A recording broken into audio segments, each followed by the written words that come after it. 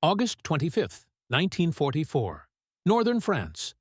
The sun was barely a pale ember behind drifting clouds. Mud-swallowed boots and diesel fumes hung thick in the morning air. From the shattered ruins of Saint-Lô to the open fields near Chartres, a low thunder began to build, steady, mechanical, relentless. Then they appeared, hundreds of olive-drab GMC trucks, each roaring past with headlights masked and engines howling. Tires crushed the broken stones of French roads once occupied by the Wehrmacht. Canvas flaps snapped in the wind, each truck marked with a small red circle on white. A single command: Red Ball Express. Inside, young American drivers, most barely 20, many African American, gripped the wheels through exhaustion and fear. Behind them stretched a column that would not end, moving ammunition, food, and fuel to keep the Allied armies alive. They drove day and night, sleeping in shifts, racing time and death to feed a war that refused to stop. This was no ordinary supply route. It was the heartbeat of the liberation, and the Germans were about to find out what happens when America turns logistics into a weapon. June 6, 1944. Normandy, France. When Allied forces stormed the beaches of Normandy, they carried with them the hope of a continent. In a single day, over 156,000 men crossed from England to France, pushing through sand, shrapnel, and steel to open the gateway to Europe. The invasion was a success. But beneath the triumph lay a silent, growing problem. One that had nothing to do with German guns. It was fuel. By July, Allied divisions had broken through the hedgerows of Normandy and were racing across France. General George S. Patton's Third Army moved faster than any supply chain in history had ever been asked to follow. Tanks rolled forward, burning through 800,000 gallons of fuel a day. Every bullet, every ration, every tire had to come from the beaches. Because no major port was yet in Allied hands. Cherbourg was captured but left in ruins. Le Havre and Brest were still under German control. The beaches at Omaha and Utah, once landing zones, were now clogged with supply dumps. Piles of ammunition sat exposed under rain. Fuel drums were stacked like walls, waiting for trucks that never arrived. France's shattered railways were no help.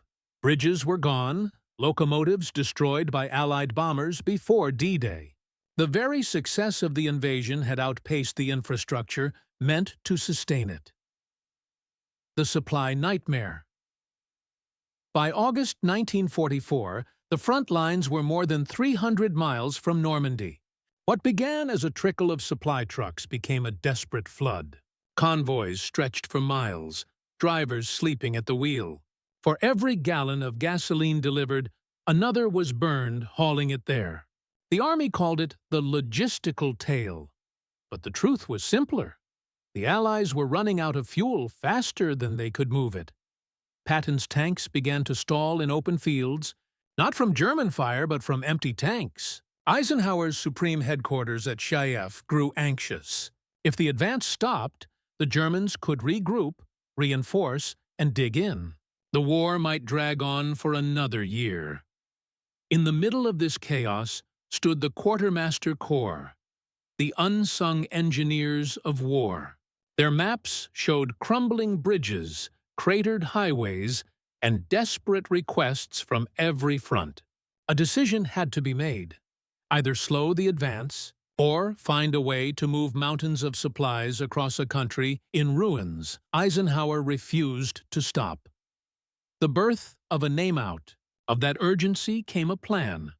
One that would stretch the imagination of logistics to its breaking point.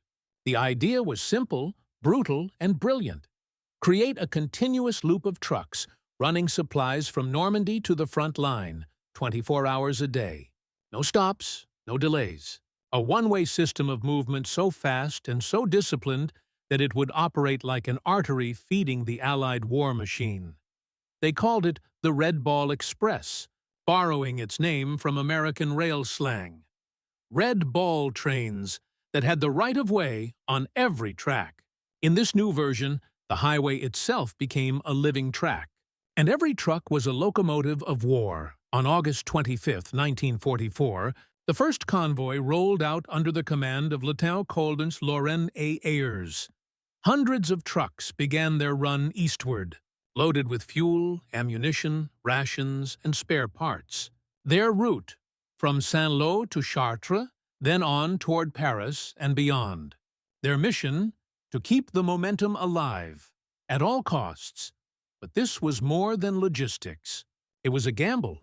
The men behind the wheels were about to drive through an unforgiving landscape, often under fire, with minimal sleep, little recognition, and a weight that no soldier could see. The weight of an entire army's survival. And as the Red Ball Express began to roll, something else was revealed. The human story hidden beneath the roaring engines. A story of courage, exhaustion, and defiance. Late August 1944, Normandy, France. When the Red Ball Express officially began on August 25, 1944, few believed it could last more than a week. The plan was audacious. 700 miles of round-trip road convoys moving across war-torn France, 24 hours a day, through unpredictable weather, and an enemy that refused to die quietly. But desperation breeds ingenuity. The U.S. Army Transportation Corps and quartermaster units transformed the French countryside into a machine of motion. They carved out a network of roads, one route for trucks heading to the front, another for the return. No civilian vehicles were allowed. Signs painted with red circles marked the way. Red Ball Route, military vehicles only. Within days, it became the largest truck convoy operation in military history. A miracle of organization at its peak. The Red Ball Express employed over 6,000 vehicles and 23,000 drivers, supported by thousands of mechanics, dispatchers, and security teams. The trucks were mostly 1 or 2-ton GMC Jimmy cargo haulers, reliable, rugged, and loud. Each could carry 5,000 pounds of cargo.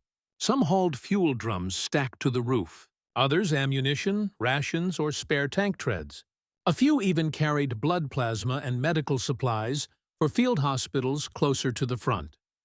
The convoy system was ruthless in its efficiency. Drivers were ordered to maintain a minimum speed of 25 miles per hour, no matter the conditions. Overtaking was forbidden. Stopping was punishable unless for emergency. Headlights were dimmed or painted blue for night runs. Mechanics established repair stations every few miles. Military police directed intersections around the clock. The roads themselves were dangerous. Bridges were barely patched, craters filled with gravel. Rain turned dirt tracks into rivers of mud, while the dust of summer blinded convoys during daylight. Many drivers joked that Red Ball didn't refer to the painted insignia, but to the bloodshot eyes of men who hadn't slept in days. The human engine. What made the Red Ball Express truly extraordinary wasn't the trucks or the roads. It was the men. Nearly 75% of the drivers were African-American soldiers, members of segregated transportation units. At a time when the U.S. Army still divided men by color, these drivers were given a mission that would decide the fate of the war in Western Europe. Most were drafted from labor battalions, men used to digging trenches and building camps. Few had been trained for long-distance driving under combat conditions. But when the call came, they stepped forward. They learned fast, navigating under blackout conditions, dodging strafing attacks from the Luftwaffe, and repairing engines in the dark with nothing but flashlights and grit. Some convoys drove 400 miles in a single run, resting only when fuel or exhaustion forced them off the road. Meals were ration cans eaten behind the wheel. Cigarettes became currency. And music, the blues, jazz, gospel, echoed from truck radios whenever static allowed it.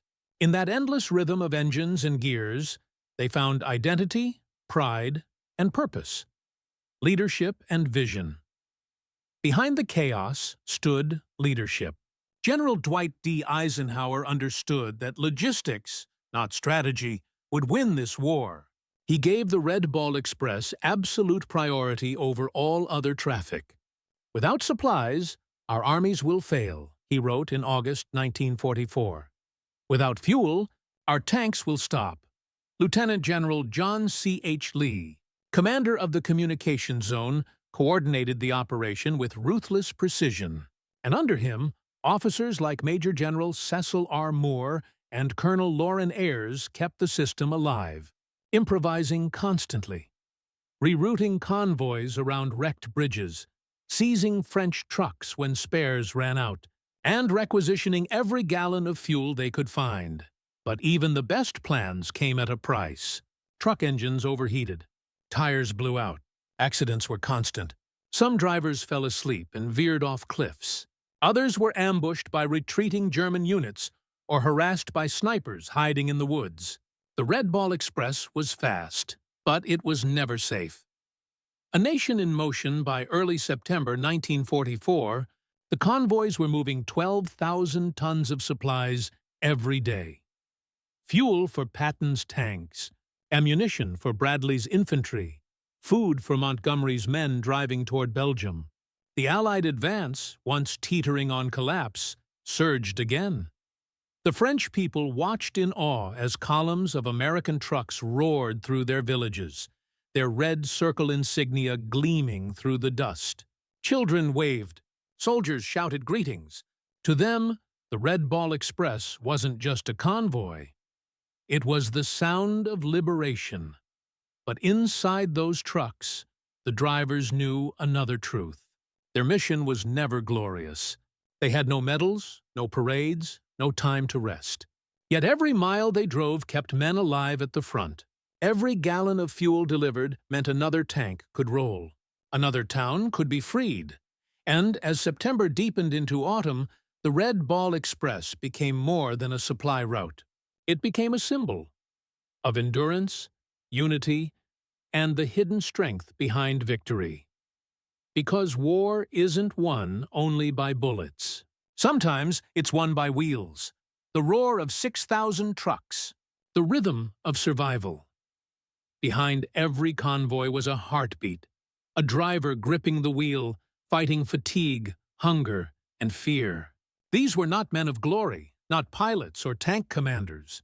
They were truckers, soldiers in grease-stained fatigues who carried the war on their shoulders. The human angle, brotherhood in motion. Many of them were young African-American men from places like Georgia, Mississippi, and Illinois. They had never seen France before. They'd barely been respected by their own country. Yet, when the call came, they became the arteries of the Allied advance. Most served in segregated units, the 36th 40th, 39 47th, 39 18th Quartermaster Truck Companies. Names few would remember, but whose work kept the front alive. Their commanders often doubted them. Some officers even believed black soldiers could not handle complex machinery. The Red Ball Express shattered that prejudice. They drove through nights without headlights, relying on the faint glow of the truck ahead.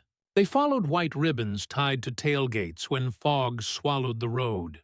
When bridges collapsed, they built makeshift crossings with planks and willpower. When convoys broke down, they cannibalized parts from wrecked vehicles to keep moving. Private Luther D. Page of the 39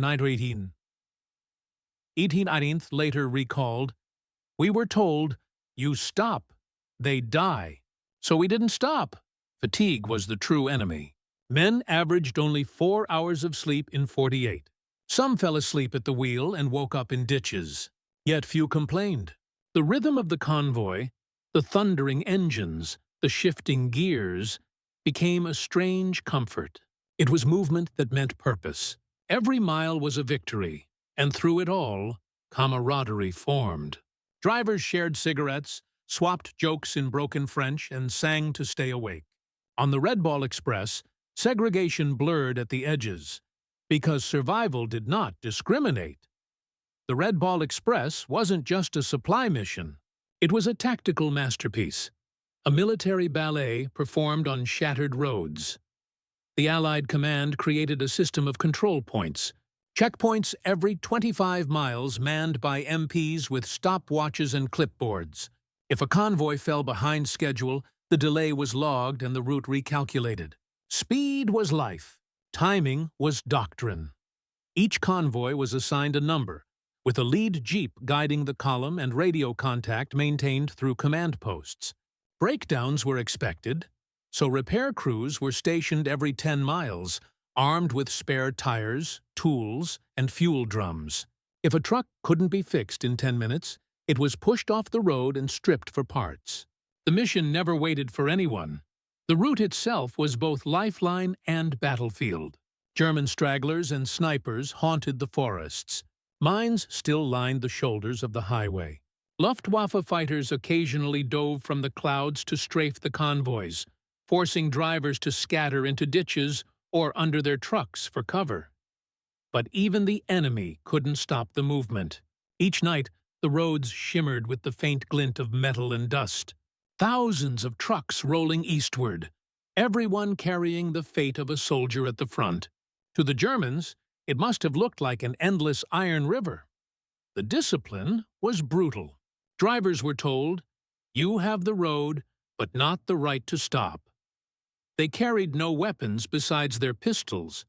Their defense was speed and numbers. The Red Ball Express was designed to overwhelm, to deliver by sheer momentum. It was logistics turned into a weapon. The backbone of the operation was the GMC CCKW-2 1-2-ton truck, affectionately called the Deuce and a Half. It was simple, tough, and utterly dependable. Powered by a 270 cubic-inch straight-six engine, it could carry 5,000 pounds of cargo over terrain that would kill most vehicles. With four-wheel drive and rugged suspension, it became the chariot of victory. Each truck was stripped of unnecessary weight, sideboards removed, windshields folded down. Some were converted into fuel carriers with 700-gallon tanks. Others carried food, ammunition, or replacement parts for Shermans and Jeeps. The trucks were painted with white stars and a red circle insignia that glowed faintly under dust and moonlight. Was fragility. Every truck, every driver, every gallon mattered. If the chain broke, the war would stall, and just as the trucks pushed east, toward Paris and the Siegfried Line, the strain began to show. In the men, the machines, and the miles, because even a miracle has limits. The leadership angle, Eisenhower's gamble, by the end of August 1944, the Allied armies were moving faster than any war planner had ever imagined. Patton's tanks thundered across France. Montgomery's men were nearing Belgium, and the German front was cracking. Yet, amid the triumph, General Dwight D. Eisenhower faced a quiet crisis. His armies were devouring fuel faster than it could be delivered. He understood something most generals didn't like to admit. Battles are won by logistics, not heroism. No army, he wrote, can move without gasoline. Eisenhower's gamble was total. He gave absolute road priority to the Red Ball Express, even at the expense of other operations. Fighter-bomber missions were delayed to conserve AV maintenance was constant. Engines overheated, brakes failed, and transmissions died under strain. Mechanics worked in mud, using flashlight beams and curses as their only tools. Supply officers requisitioned spare parts from captured German depots. Fuel lines were patched with rags. Tires were retreaded by hand. Yet the system worked. It had to. By late August, the Red Ball Express was delivering an average of 2,500 tons of supplies a day, enough to keep Patton's Third Army moving at full speed. The logistical miracle kept tanks rolling, artillery firing, and aircraft fueled. Without it, the Allied advance would have died somewhere in the French countryside. But behind the success, their Asian fuel. Rail construction was postponed. Every available truck, every able-bodied driver, was thrown into the supply effort.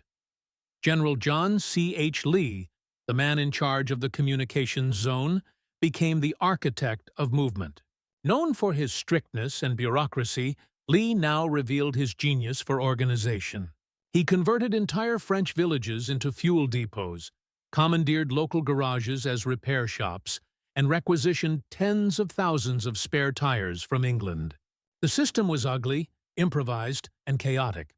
But it worked. Patton, famously impatient, praised it in his own way. "My men can eat their belts," he said, "but my tanks have got to have gas." And for a time, the Red Ball Express ensured that they did. To the Germans, the Allied advance after Normandy was terrifying in its speed. They had expected a slow crawl through France, another trench war.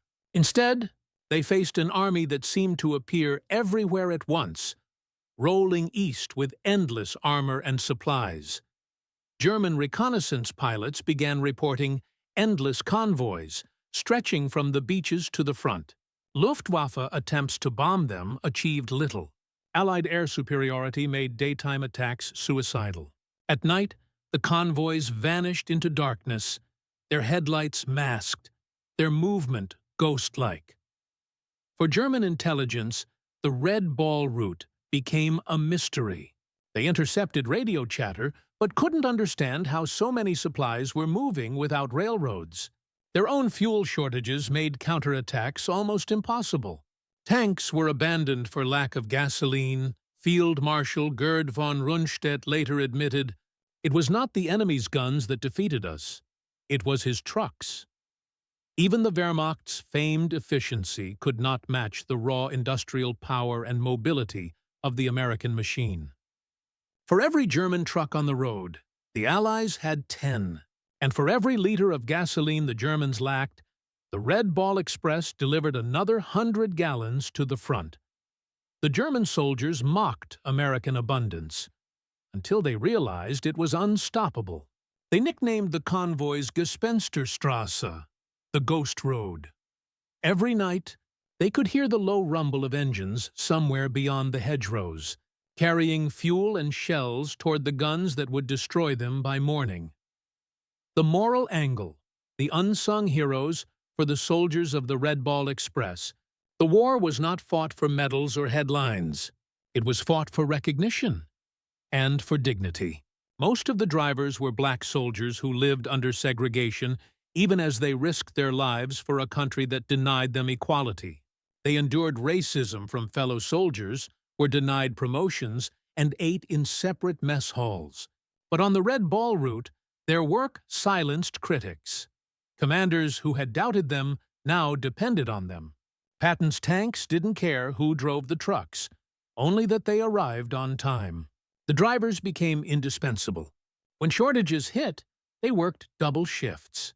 When convoys were ambushed, they defended their loads with pistols and grit. They earned respect not by protest, but by performance. In 1944, few white soldiers ever saw these drivers at work.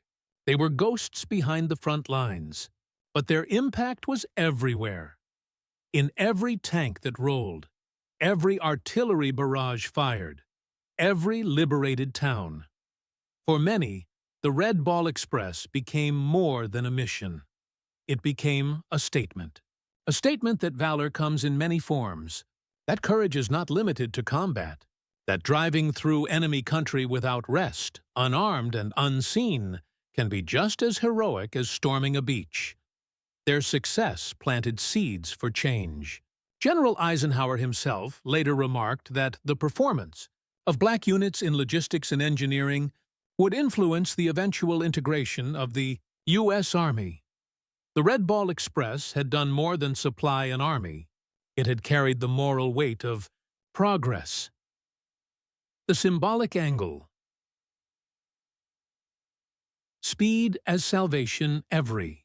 War has its icons, the Spitfire, the Sherman, the Higgins boat. But the Red Ball Express represented something quieter, the victory of persistence over chaos. Its symbol, the red circle, came to mean movement, life, and continuity.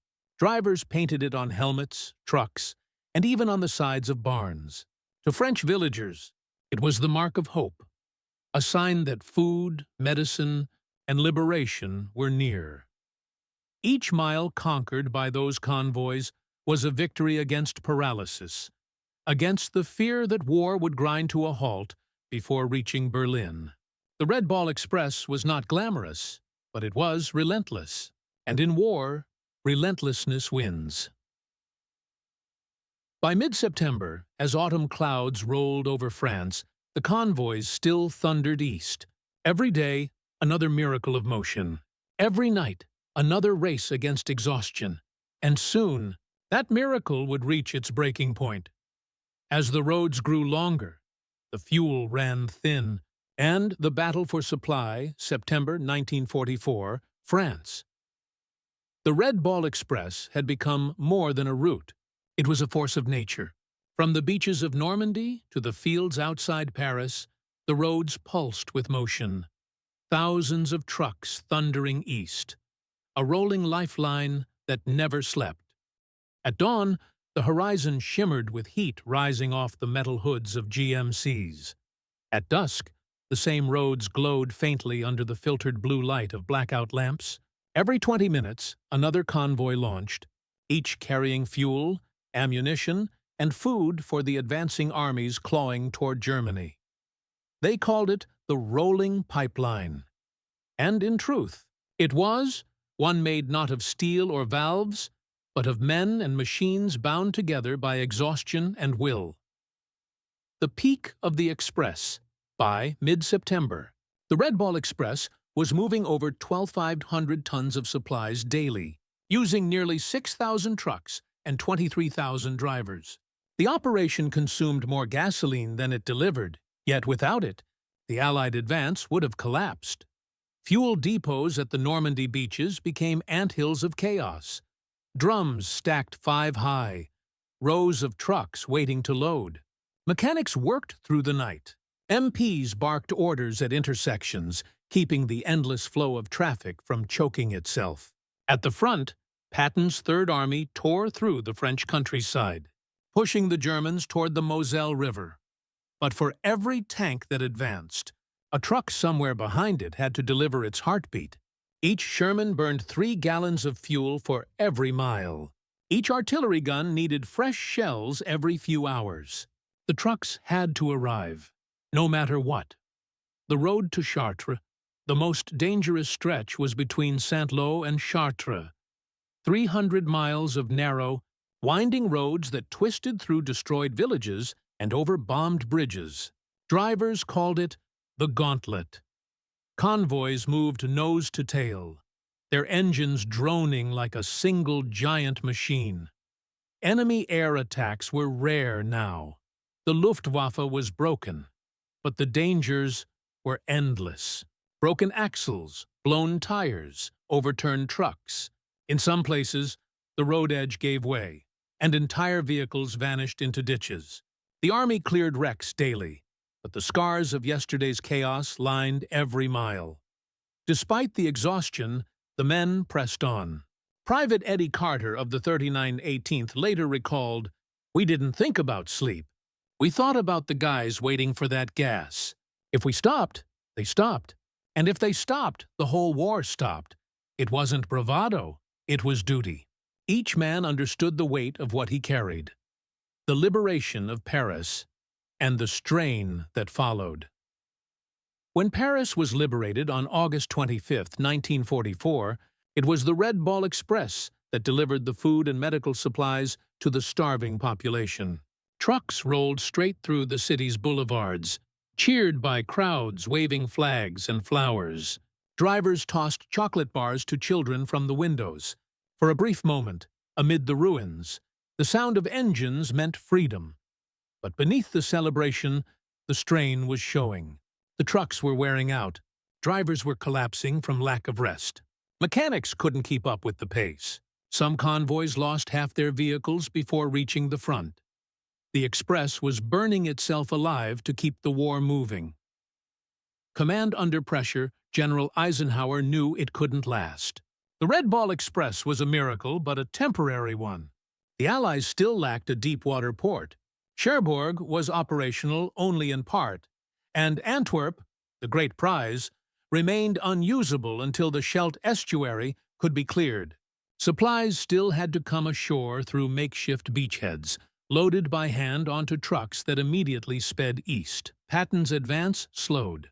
His tanks, once unstoppable, began to sputter from lack of fuel. The Third Army's 4th Armored Division came to a halt outside Nancy. For the first time since D-Day, momentum faltered. In late September, Schaff issued emergency orders. Prioritize fuel above all else. Ammunition, rations, and spare parts would wait.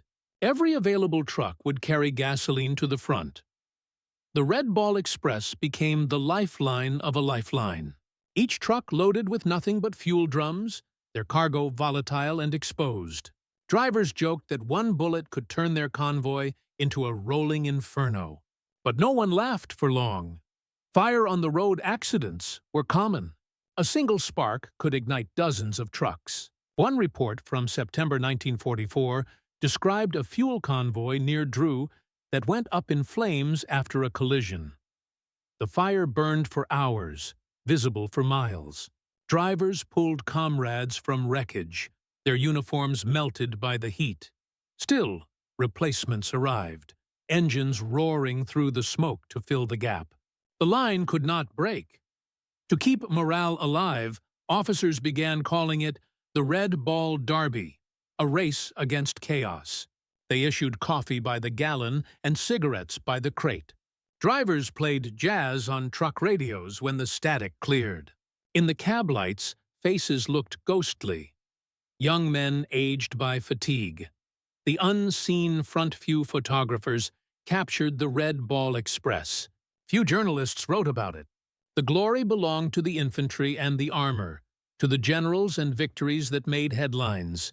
Yet, quietly, this was the front line too. The battle for supply. The men who drove those convoys faced every danger except recognition.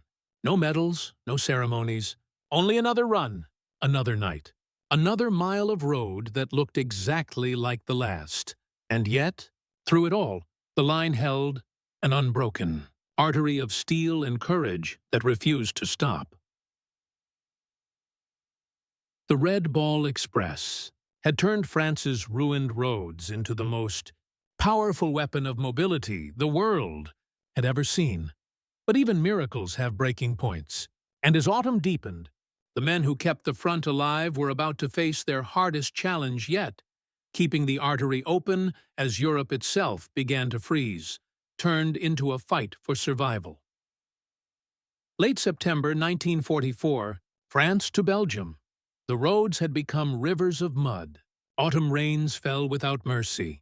Tires spun helplessly, sinking into ruts that swallowed entire wheels. Convoys slowed to a crawl. The once steady rhythm of the Red Ball Express, the pounding heartbeat of engines, now faltered under the weight of exhaustion and weather. What began as a miracle of motion was now a desperate struggle against nature itself. The Allied advance had reached the very edge of supply. Patton's spearheads were stalled near Metz and Nancy. Montgomery's troops were bogged down in Holland. Eisenhower's dream of ending the war by Christmas was slipping away. Not because of German resistance, but because of the roads. The longest miles each driver felt it. Engines sputtered, axles cracked. Trucks that had run non-stop for weeks began to die where they stood. Mechanics scavenged parts from burned-out vehicles to resurrect the others. Some convoys left with 40 trucks and arrived with 12 men drove until they hallucinated, seeing phantom headlights in the rain, hearing voices over engines. A few collapsed at the wheel, their bodies pulled aside by fellow drivers who simply slid into the seat and kept going. Private Melvin Warren of the 3918th later wrote, "We didn't know if we were heroes or ghosts. We just knew we couldn't stop. Every mile mattered.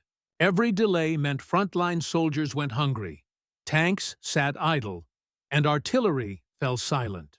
The Red Ball Express wasn't just delivering fuel. It was holding the line between momentum and stagnation. The limits of endurance by early October. The Red Ball Express was running at less than half its original strength. Trucks broke faster than they could be repaired. Fuel depots were empty before new shipments arrived. Drivers were down to 2 or 3 hours of sleep a night. Some went days without any. The command tried to reorganize. Convoy schedules were tightened.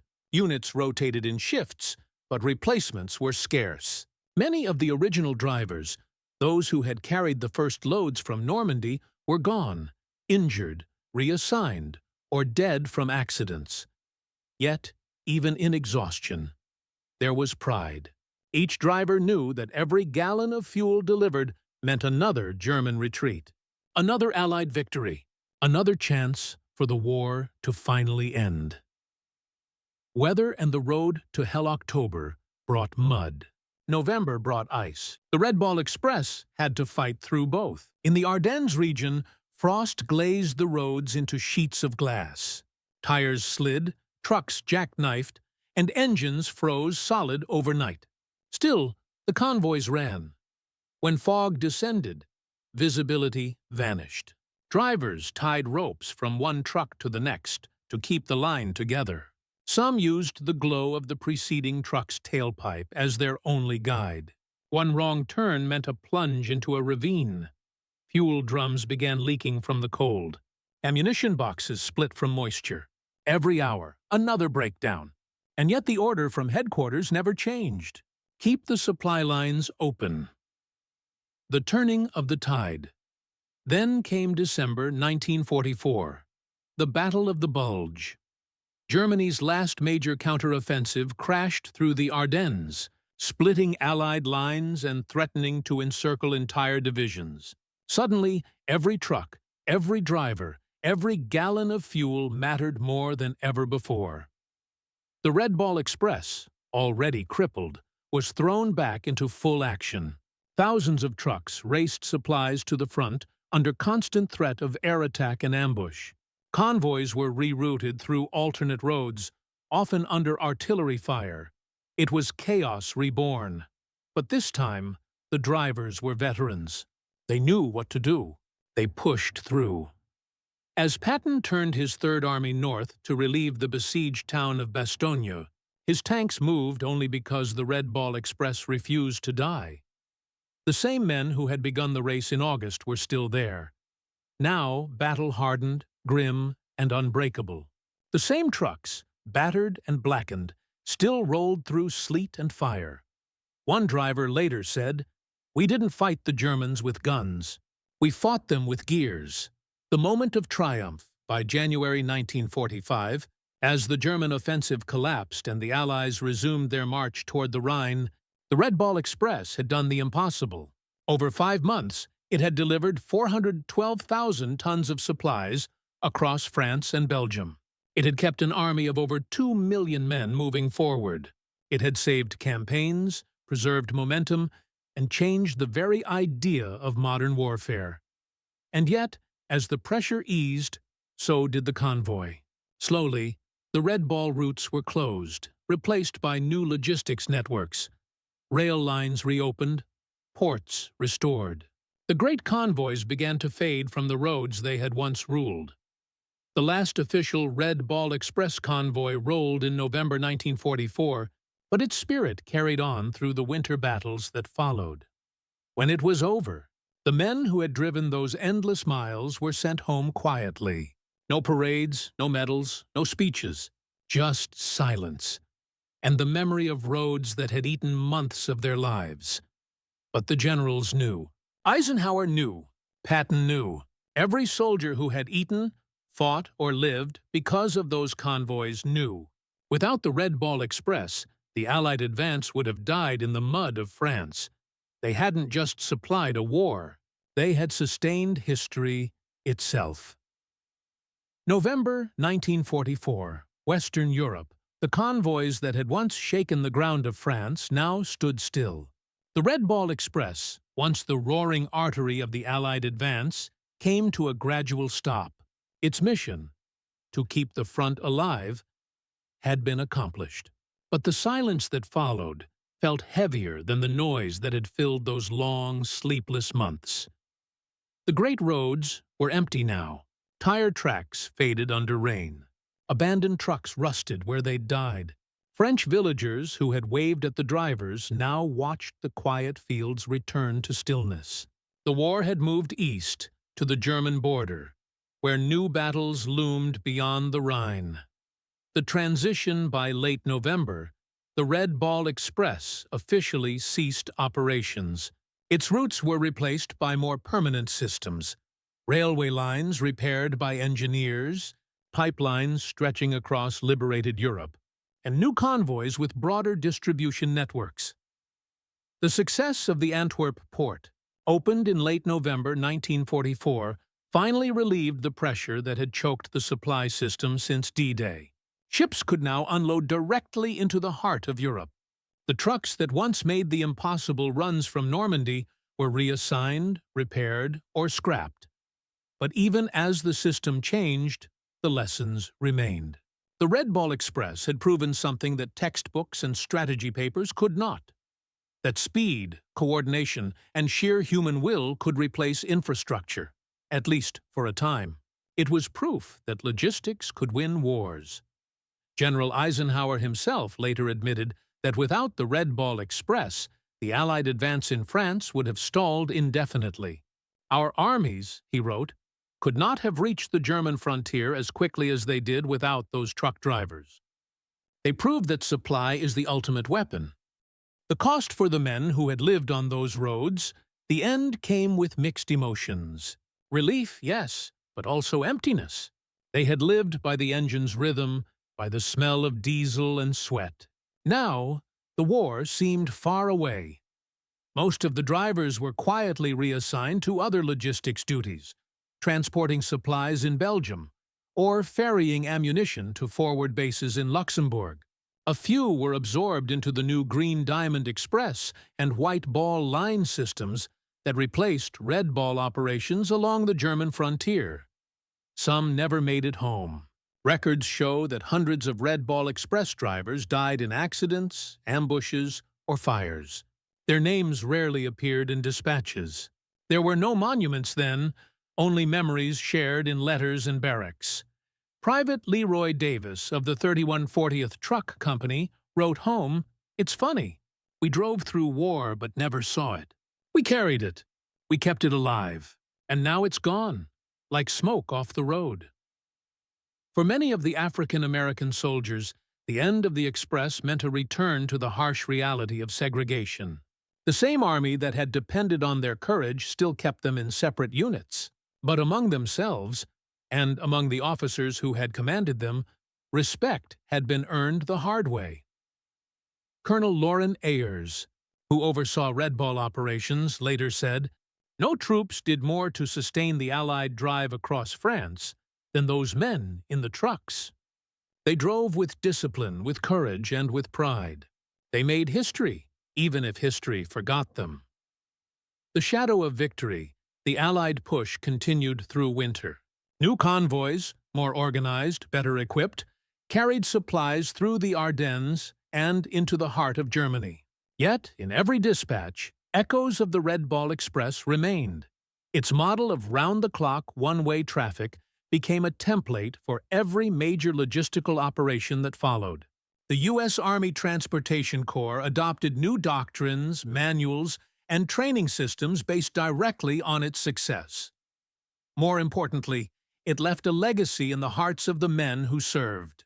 Many would later say that those long nights on the road were the hardest and proudest days of their lives.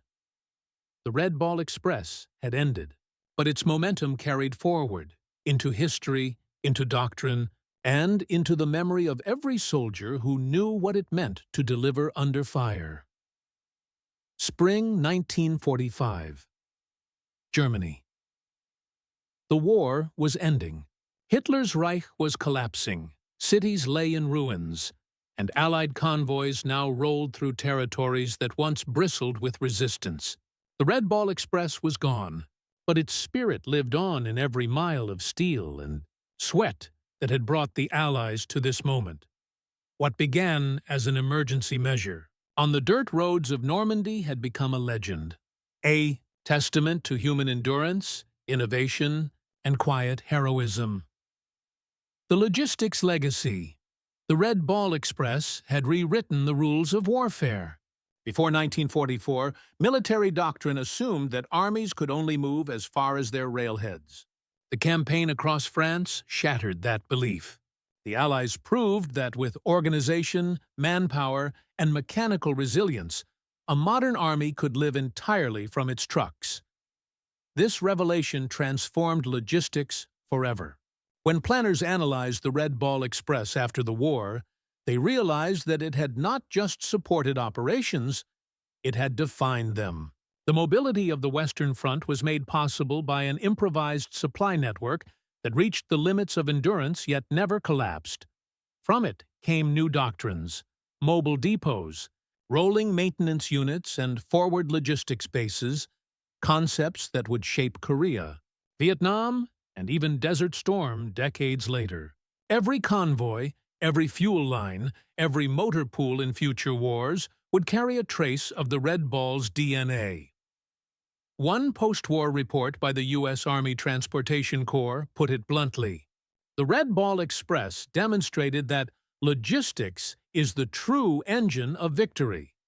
It became a study in military academies, a blueprint for what happens when necessity meets improvisation and discipline meets chaos. But beyond the manuals and statistics, there was another, quieter victory. One not measured in tons or miles.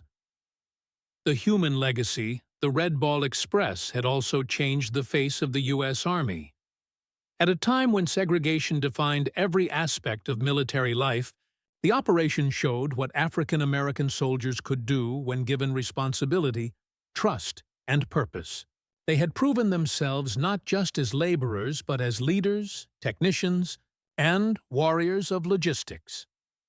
Nearly three-quarters of all Red Ball drivers were black, men who, before 1944, had been relegated to menial tasks and denied combat roles. But on the roads of France, their performance was undeniable. Commanders who once doubted them came to rely on them completely. The success of these units became a turning point in attitudes within the Army. When the war ended, General Eisenhower and others cited their achievements as part of the evidence that led to the eventual desegregation of the U.S. Armed Forces in 1948 under President Harry S. Truman. Though few of those drivers lived to see that change formally take effect, their work had helped lay its foundation. They had fought prejudice not with protest, but with performance, with a record that history could not ignore. Private Eddie Carter, who survived the campaign, later said, "We didn't carry medals. We carried gas and hope, and we carried them all the way to victory. For those men, the Red Ball Express was more than a mission. It was vindication." The memory in the years after the war, the Red Ball Express slipped quietly into the background of history. The world remembered Normandy, the Bulge, and Berlin, not the endless convoys that made those victories possible. But memory, like history, has a way of resurfacing. In the 1950s, a Hollywood film titled The Red Ball Express tried to tell the story, though it softened the harsh truths of segregation and fatigue. Veterans watched it with mixed emotions, proud that their work was remembered, frustrated that their reality had been simplified. The cost for the men who had lived on those roads, the end came with mixed emotions. Relief, yes, but also emptiness. They had lived by the engine's rhythm, by the smell of diesel and sweat. Now, the war seemed far away. Most of the drivers were quietly reassigned to other logistics duties, transporting supplies in Belgium, or ferrying ammunition to forward bases in Luxembourg. A few were absorbed into the new Green Diamond Express and White Ball line systems that replaced Red Ball operations along the German frontier. Some never made it home, Records show that hundreds of Red Ball Express drivers died in accidents, ambushes, or fires. Their names rarely appeared in dispatches. There were no monuments then, only memories shared in letters and barracks. Private Leroy Davis of the 3140th Truck Company wrote home, "It's funny. We drove through war, but never saw it. We carried it. We kept it alive, and now it's gone, like smoke off the road." For many of the African American soldiers, the end of the Express meant a return to the harsh reality of segregation. The same army that had depended on their courage still kept them in separate units. But among themselves, and among the officers who had commanded them, respect had been earned the hard way.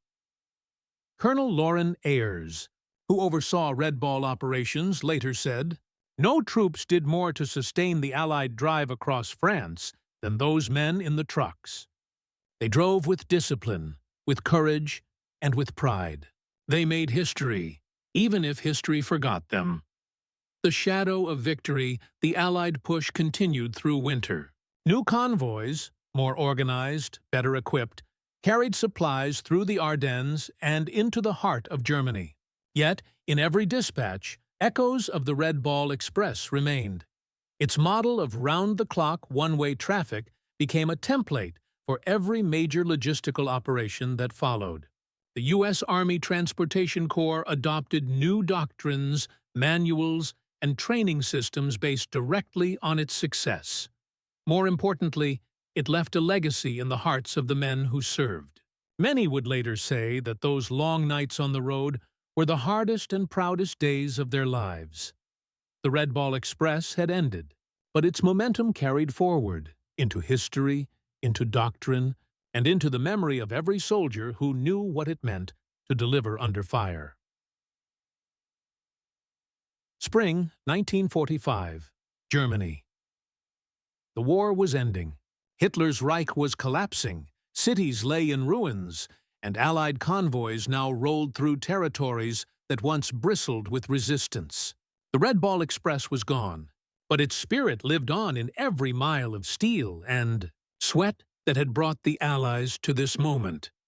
What began as an emergency measure on the dirt roads of Normandy had become a legend.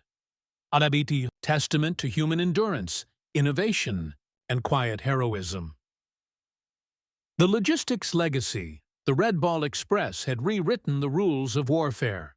Before 1944, military doctrine assumed that armies could only move as far as their railheads. The campaign across France shattered that belief. The Allies proved that with organization, manpower, and mechanical resilience, a modern army could live entirely from its trucks. This revelation transformed logistics forever.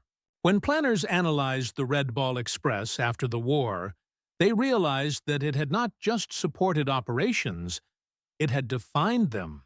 The mobility of the Western Front was made possible by an improvised supply network that reached the limits of endurance, yet never collapsed. From it came new doctrines, mobile depots, rolling maintenance units, and forward logistics bases, concepts that would shape Korea, Vietnam, and even Desert Storm decades later. Every convoy, every fuel line, every motor pool in future wars would carry a trace of the Red Ball's DNA. One post-war report by the U.S. Army Transportation Corps put it bluntly. The Red Ball Express demonstrated that logistics is the true engine of victory.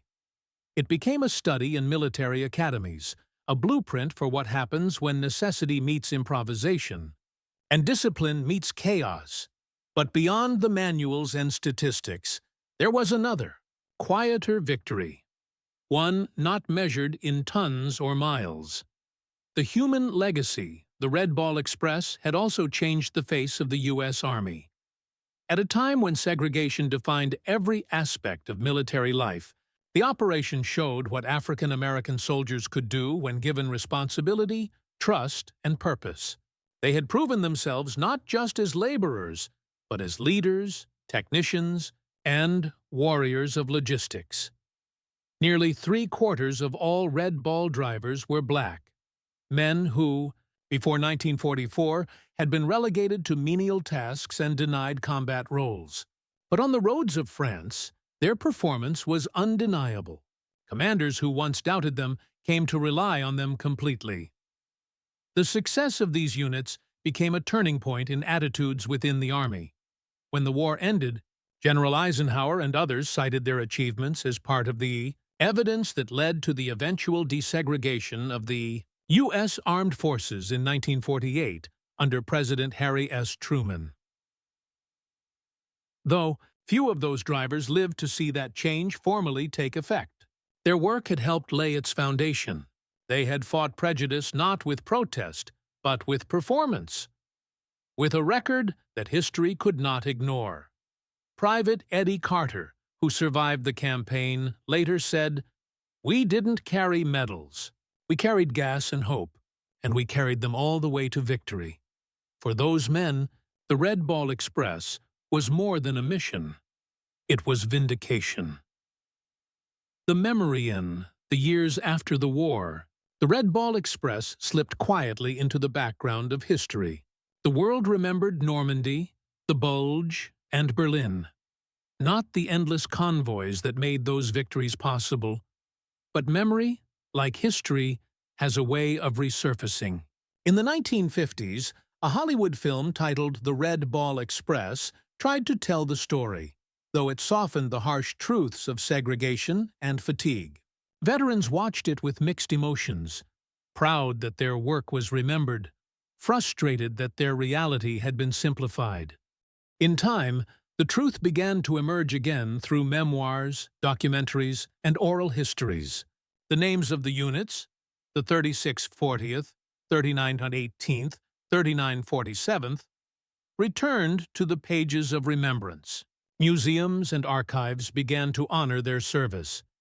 In 1992, a memorial was erected in Saint-Lô, France, the birthplace of the Red Ball route, commemorating the men who drove through hell to keep freedom moving. It stands beside the old highway, where the echoes of engines once filled the air. To this day, military logisticians study the Red Ball Express not as a miracle, but as a masterpiece of human endurance. It remains one of the clearest lessons in all of military history, that courage is not only found in combat, but in persistence, in the relentless, thankless drive to keep others fighting. The Red Ball Express was more than a convoy. It was a covenant between men and mission, between duty and history, between the will to move and the need to win. And even after the engines went silent, its legacy never stopped moving. The war in Europe ended on May 8, 1945. The guns fell silent, and across the fields of France, the roads that once carried thunder were reclaimed by wind and grass. Somewhere, rusting in a forgotten field, an old GMC truck sat alone, its tires flat, its paint faded, the red circle on its door barely visible through dust and rain. No one would ever know how many miles it had driven, how many lives its cargo had saved, or how many nights its driver fought sleep and fear to keep it moving. But history remembers what that truck stood for.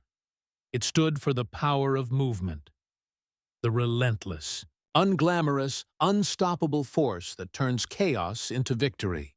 The Red Ball Express was not built on glory or fame, but on grit and duty. It proved that logistics is not the background of war. It is the war, fought without bullets, but with the same courage and cost. And behind its wheel sat men who had been told they were less, who were denied equality, yet delivered victory. Their story is a reminder that progress often comes not through speeches, but through service. They paved not only the road to Berlin, but the road to recognition, to dignity, and to change. Today, military historians still marvel at the numbers. 412,000 tons of supplies, 6,000 trucks, 23,000 drivers. But numbers cannot capture the truth of it. The mud, the fatigue, the whispered prayers in the cab before another night's run. Those roads were not just supply lines. They were lifelines, arteries of hope, drawn across a broken continent.